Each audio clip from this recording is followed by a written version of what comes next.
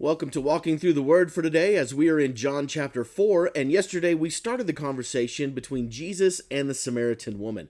And we talked about how shocking this conversation would have been for the woman. I mean, suddenly this Jewish man in the middle of the day, for some weird reason, is sitting where she likes to sneak and get water, and he actually talks to her. This was a shocking situation all around. And the conversation definitely goes in a direction that she wasn't expecting. Because when he talks to her, he says, "Will you give me a drink?" Well, she responds and says, "Well, how in the world? Why would you ask me for a drink?" And Jesus' reply, as usual, Jesus always goes in a weird direction with his replies. He said, "Well, if you knew the gift of God and who it is that asks you for a drink, you would have asked him, and he would have given you living water." In other words, yes, I'm thirsty, but your thirst is far deeper than what I need. And she says, "But sir, you don't have anything to draw, and the well is deep." In other words, she's not quite understanding. She's thinking that he's offering to get her water out of the well, which this is Jacob's well, and archaeologists discovered that this is a pretty deep well, around 138 feet deep. It's a deep well. You're going to have something to draw it out with. Where can you get this living water? Now, she's probably thinking about, when she says living water, this is a well, this is a cistern. It's not a very fancy thing, and the water there is probably pretty stagnant, pretty nasty, pretty yucky, which I think honestly kind of describes our life at times. We get stagnant, we get stuck, we get into these things, and we find ourselves in these ruts. And Jesus is telling this woman, "I have fresh water." If you've ever had truly refreshing water, you know that there are very few things that just quench the thirst quite like that. When you have found this, you remember it. It sticks with you. It's like watching The Water Boy with Adam Sandler, and he takes that vial out of this crazy vial of water out of the spring of a glacier that was blessed by something, and he drinks it, and he goes, "Now that's what I call H2O." We're talking about refreshment beyond refreshment. This incredible opportunity to have and be satisfied. And she's thinking, "I would like that."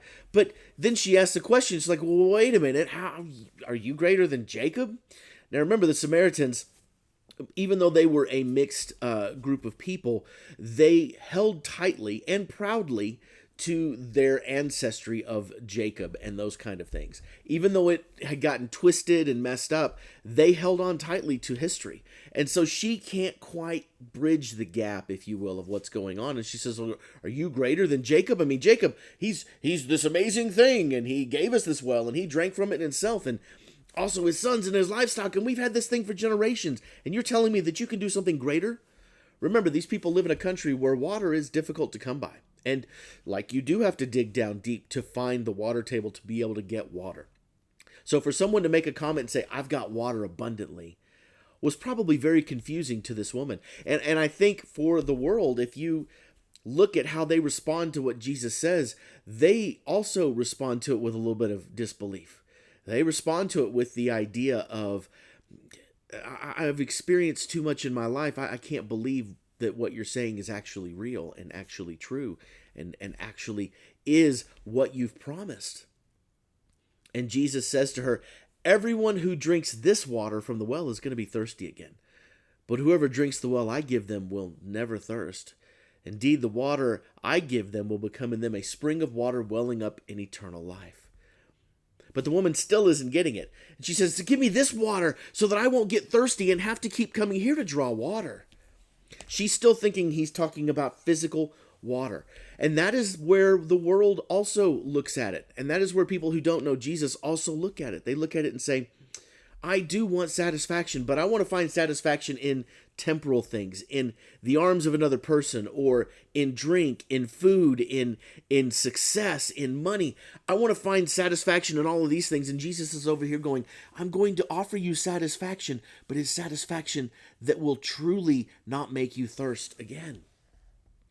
This is the battle that we have, especially as followers of Christ, because even though we have this beautiful thing that Jesus has offered us, this thing that is here and says, "I'm going to give you everything that you need and truly need," the flesh side of us goes, "But I want this over here." And we forget that Jesus is talking on a whole different level. we forget that Jesus isn't talking about the things of this earth, but the things of eternal value and eternal worth. Which makes us ask the question, are we temporal, thinking about the things of the world and looking for satisfaction there, or are we eternal minded, looking for the satisfaction that can only be found through Jesus?